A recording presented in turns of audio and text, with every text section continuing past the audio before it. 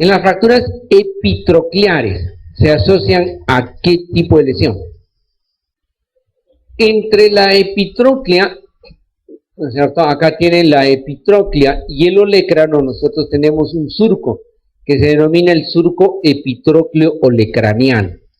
En el surco epitrócleo olecraniano, ¿no es cierto?, está pasando el nervio cubital. Entonces, cuando nosotros producimos un arrancamiento de la epitroclea, entonces, incluso muchas veces al romperse la epitroclea, el codo tiende a luxarse. Entonces, el nervio cubital con facilidad puede ser comprometido en el momento, ¿no es cierto?, de la lesión. Entonces, siempre, ¿no es cierto?, hay que evaluar, ¿no es cierto?, esa área. Entonces, las fracturas epitrocleares van a producir un traumatismo del codo en valgo, entonces, y eso, ¿no es cierto?, va a lesionar al nervio cubital. Tienen un paciente de 28 años de edad y en jugando fútbol cae en abducción forzada del miembro inferior derecho. Acude por dolor en la cara, en la cadera, limitación funcional, aparente acortamiento de dicha extremidad. ¿Cuál es la entidad más probable?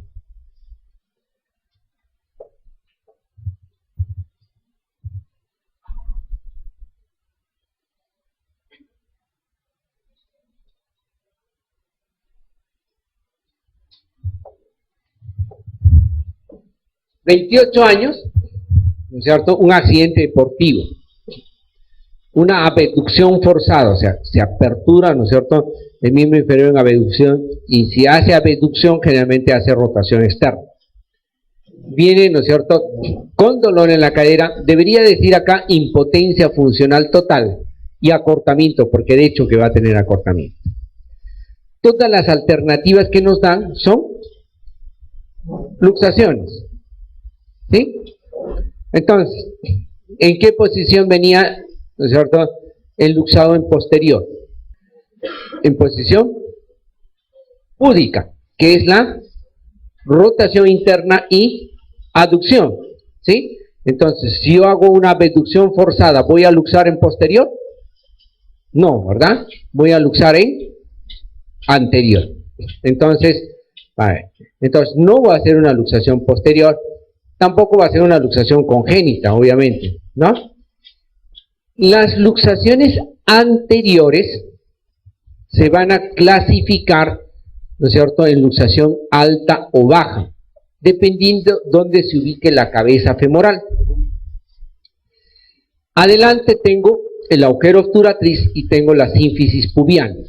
Entonces, si la cabeza está a nivel del agujero obturador, se va a denominar, ¿no es cierto?, una luxación obturatriz. Si está más arriba y está en la zona púbica, va a ser una luxación pubiana. Clínicamente, las luxaciones altas, la rodilla está en extensión, y en las bajas, la rodilla está en semiflexión. ¿Sí? Entonces, el paciente viene, ¿no es cierto?, con acortada, ¿no es cierto? Entonces yo puedo decir, está acortada, pero no me dice si la rodilla está estirada o no.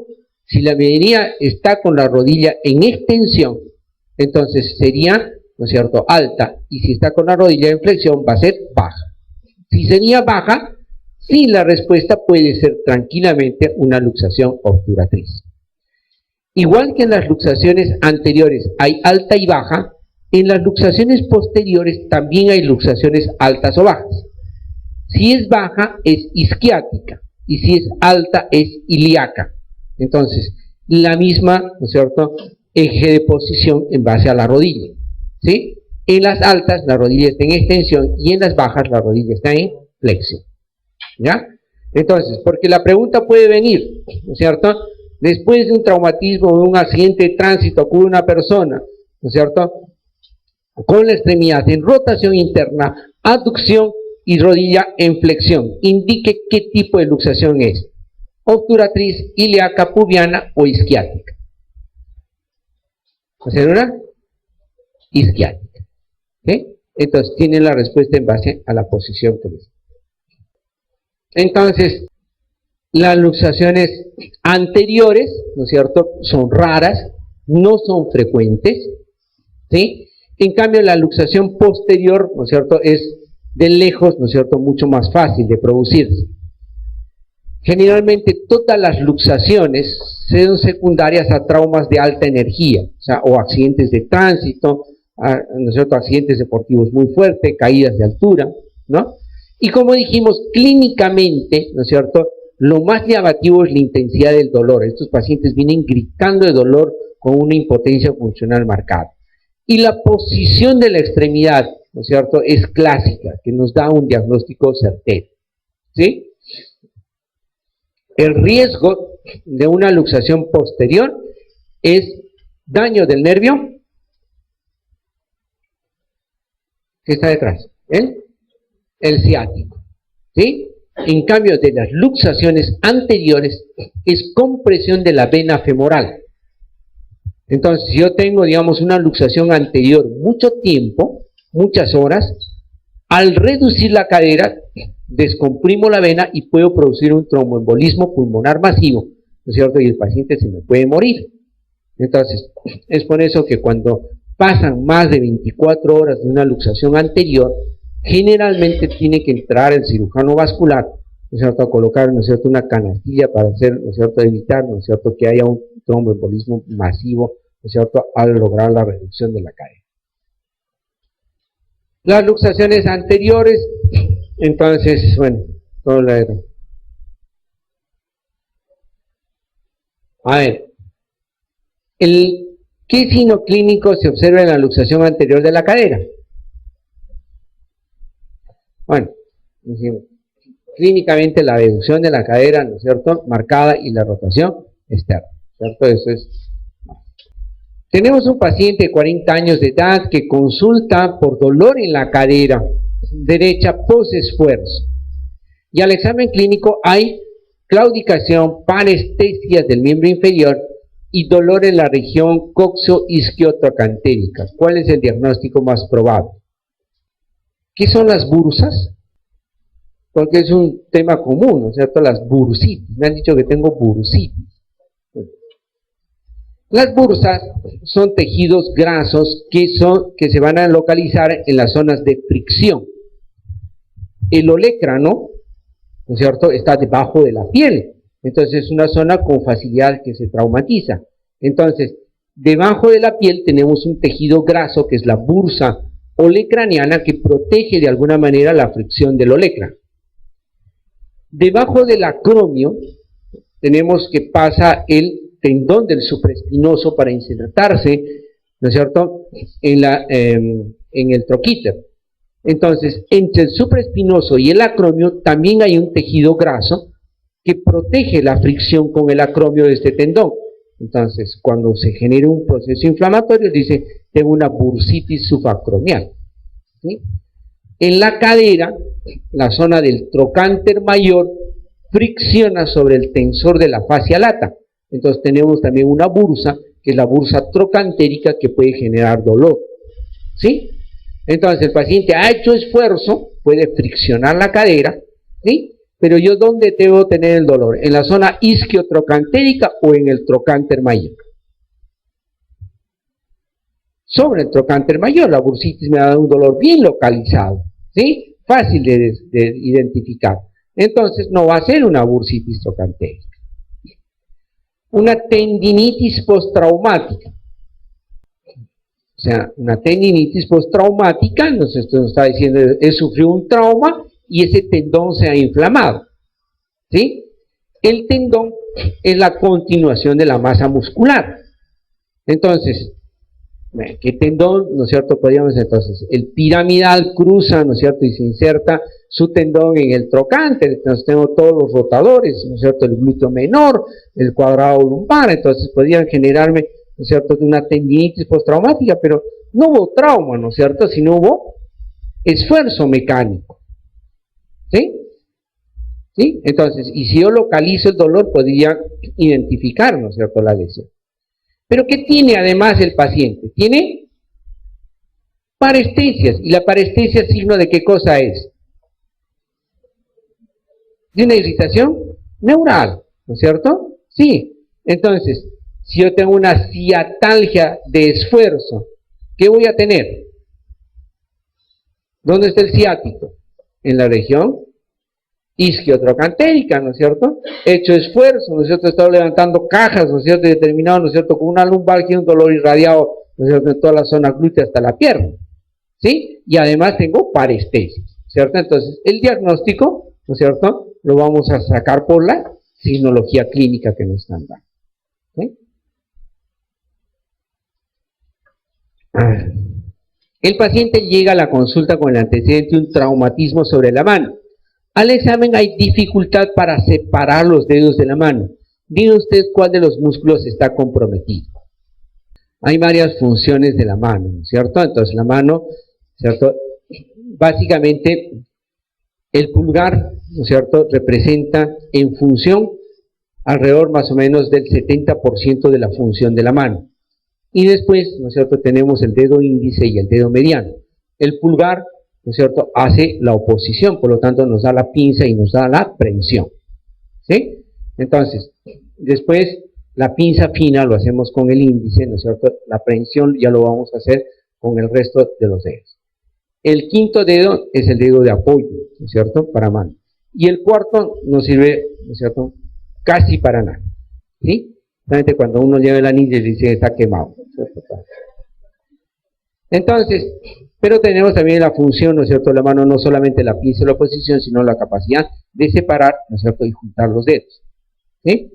Entonces, eso está en relación a unos músculos, ¿no es cierto?, que tienen, digamos, ¿cierto?, esa función. Entonces,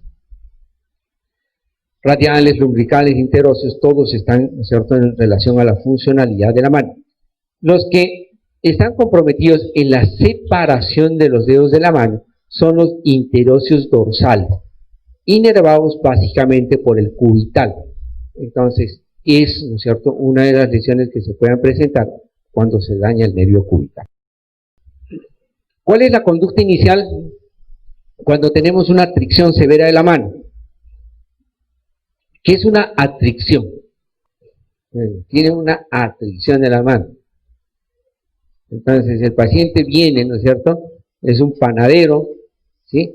Estaba a las 4 de la mañana, se moría de sueño y tenía que sacar ya el pan, ¿no es cierto? Y el amasador estaba lento, entonces mete la mano al amasador y ¡ah!, le jala toda la mano y lo amasa dentro de, ¿no es cierto?, del amasador, ¿sí? Entonces, ¿qué le ha pasado? ¿No es cierto? Le ha venido un fenómeno de trituración. Las atricciones son trituraciones, ¿sí? Entonces, si yo tengo una trituración, entonces fácilmente, ¿qué cosas puedo lesionar? Nervios, vasos, músculos, huesos, todo, ¿cierto? Entonces, por el fenómeno de aplastamiento que puedo generar. Entonces, hay severo compromiso de las partes blandas más que realmente de la estructura ósea, ¿sí? Entonces, acá me dice que es una lesión severa, o sea, el aplastamiento, la trituración ha sido importante. Entonces, ¿qué debo hacer? ¿Suturar tendones? No, ¿no es cierto? La tenorrafia, ¿no es cierto?, es una cirugía diferida. Incluso, si yo tengo fractura con lesión tendinosa, reparo primero la fractura y los tendones lo puedo hacer en forma diferida. Idealmente, para suturar un tendón, ¿no es cierto?, tengo que tener condiciones ideales. Las suturas tendinosas se hacen con, ¿no es cierto?, suturas finas. Idealmente, ¿no es cierto?, las debo hacer con 4 o 5 ceros y hacer una buena reparación del área del tendón, y no solamente reparar el tendón, sino la vaina tendinosa. Entonces, no deberíamos hacerlas en tópico, sino en un ambiente quirúrgico adecuado, cuando el edema de la mano ha bajado y todo. Entonces, es una zona diferida. Si yo tengo una herida cortante con lesión de los tendones, una tricción, ¿qué puedo hacer? Cierro mi herida, ¿no es cierto?, y puedo diferir 7, 10 días que tenga las condiciones ideales para reparar el tendón. ¿Por qué? Porque una de las complicaciones más frecuentes de las suturas de los tendones es la fibrosis. Y si es fibrosa no me sirve de nada, ¿cierto?, mi reparación tendinosa. ¿Qué es la osteosíntesis? Osteosíntesis significa fijar con alguna, ¿no es cierto?, medio inmovilizador interno o externo el hueso. Entonces, si yo tengo una fractura y le coloco una aguja de Kirchner, estoy haciendo una osteosíntesis. Entonces, estoy fijando quirúrgicamente una fractura. Entonces, si yo tengo una atricción severa, ¿mi prioridad será fijar los huesos? No, ¿no es cierto?, para él. Reparar nervios, ¿no es cierto?, tampoco. En la reparación neurológica tiene que ser hecha, ¿no es cierto?, idealmente si son nervios muy pequeños en la mano, bajo lupa, ¿no es cierto? Y tengo que tener estabilizadas mis fracturas, entonces buena cobertura de partes blandas para que me garantice éxito en mi reparación neurológica. Entonces tampoco es cirugía de emergencia. Ligadura de vasos. Obviamente si hay un sangrado importante, entonces voy a tener que hacer hemostasia, ¿sí? ¿No es cierto? Entonces el paciente, si no se, el paciente se va a desangrar. Pero la parte más importante, ¿no es cierto?, el manejo de la tricción será hacer una adecuada limpieza quirúrgica. ¿Qué es una limpieza quirúrgica? Tiene dos pasos fundamentales. El primer paso es debridar. ¿Y qué significa debridar? Hay que retirar todo el tejido que consideremos desvitalizado. Si hay piel totalmente atriccionada, ¿no es cierto?, triturada, ¿va a servir? No, ¿no es cierto?, es un caldo de cultivo, entonces hay que botarlo. Si hay grasa, fascia dañada, lo botamos. Si hay tendones comprometidos, lo botamos. Si hay hueso libre, sin periósteo, no nos sirve, es hueso que se va a morir, hay que botar, ¿cierto? Lo único que hay que ser más o menos conservados son con los nervios, porque obviamente si los botamos vamos a generar una parálisis, pero si no hay vuelta que dar, no vuela, ¿no?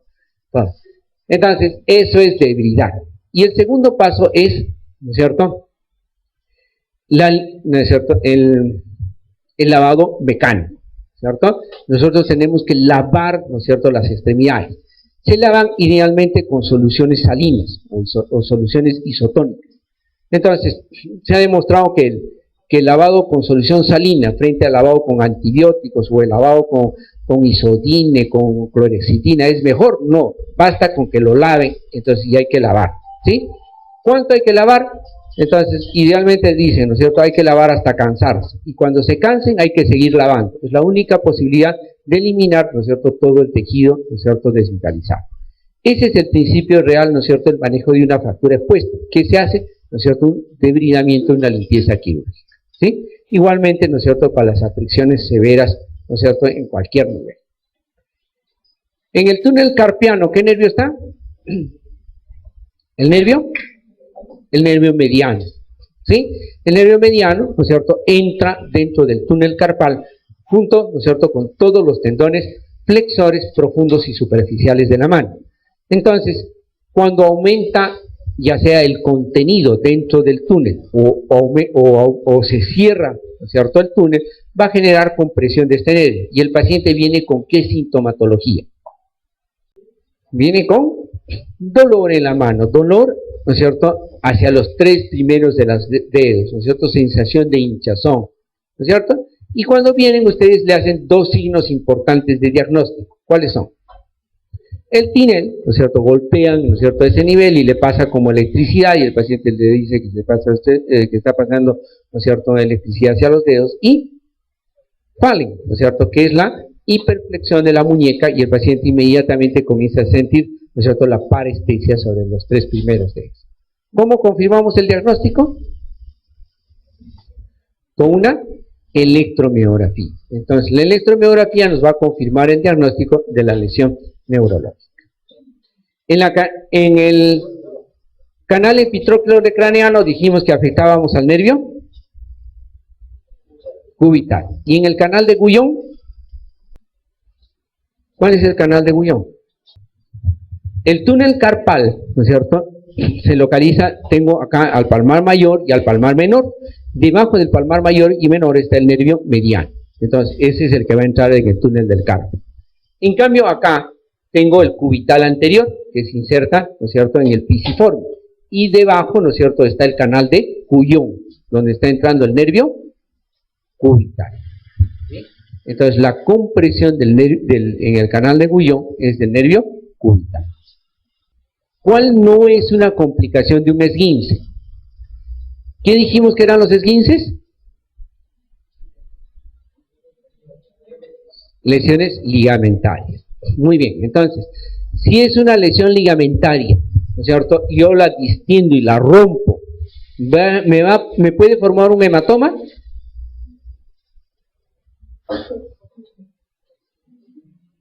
Sí, ¿no es cierto?, porque el ligamento es vascularizado. Entonces, cuando vienen, ¿no es cierto?, esas damas que hacen equilibrio en taco 9 y ¡bum!, se torcen el tobillo y viene con el tobillo hinchado, ¿no es cierto?, una pelota, ¿no es cierto?, con toda una equimosis, ¿no es cierto? ¿Qué cosa es eso?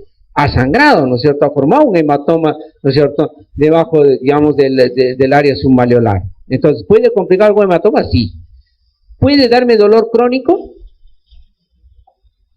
Sí, ¿no es cierto?, por la inestabilidad residual que puede quedar después de una lesión ligamentaria. Entonces, 25% de los esguinces de tobillo generan dolor crónico, por ejemplo, en la articulación. ¿Me puede dar laxitud articular? Sí, ¿no es cierto?, parte de la inestabilidad. Entonces, si no cicatrizó bien, me va a dar una articulación inestable, laxa, ¿sí? ¿Me puede dar edema periférico? También, ¿no es cierto?, se hincha, ¿no es cierto?, las personas que vienen, que se les hincha el tobillo, les duele, les molesta, ¿no es cierto? ¿Puede darme una osteoartrosis? ¿Qué es la osteoartrosis? ¿Es una consolidación mala? No.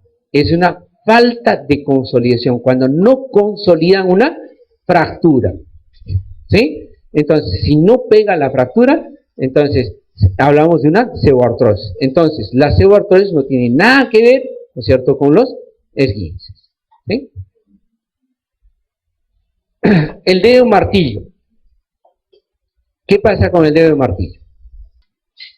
Se produce generalmente por un traumatismo directo, ¿no es cierto?, cuando tenemos el dedo en hiperextensión.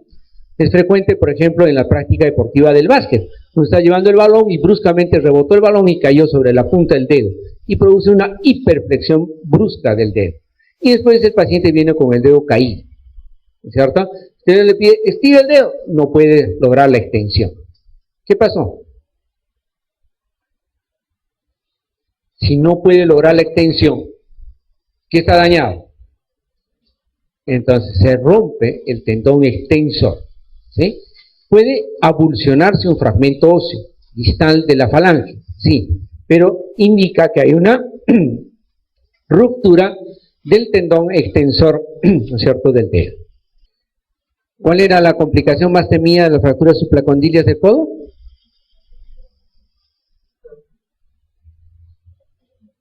¿No es cierto? Era el síndrome compartimental, ¿sí?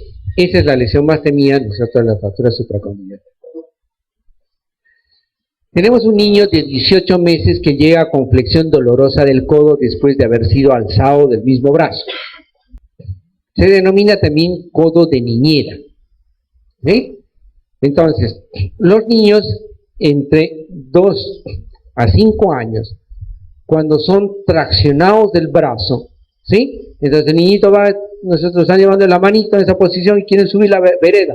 Entonces, y lo jalan al niñito, entonces lo jalan, entonces hacen una pronación brusca del brazo. Al hacer una pronación, hacen una subluxación de la cabeza del radio. Y el niñito viene así, ¿no es cierto?, en esta posición, gritando de dolor. Se mira, grita. Entonces, ¿qué hace? ¿No es cierto? Como no puede mover el brazo así, se ha fracturado el hombro, le toma una radiografía del hombro y no tiene nada en el hombro, ¿no es cierto, padre? Entonces, ¿qué hay que hacer? ¿No es cierto? Le toma una radiografía del codo y no sale nada en la radiografía del codo, porque, o sea, son núcleos de crecimiento, entonces no vamos a ver nada. Entonces, ¿qué tenemos que hacer? Presionar sobre la cabeza del radio y hacer una supinación. Por eso se llama también pronación dolorosa o subluxación de la cabeza del radio o codo de niñera. Entonces se hace una flexión, supinación, ¿no es cierto? Y el niñito, ¡pum!, desapareció el dolor. Se pone a jugar ese radio, ¿cierto? Van a ver, ¿no?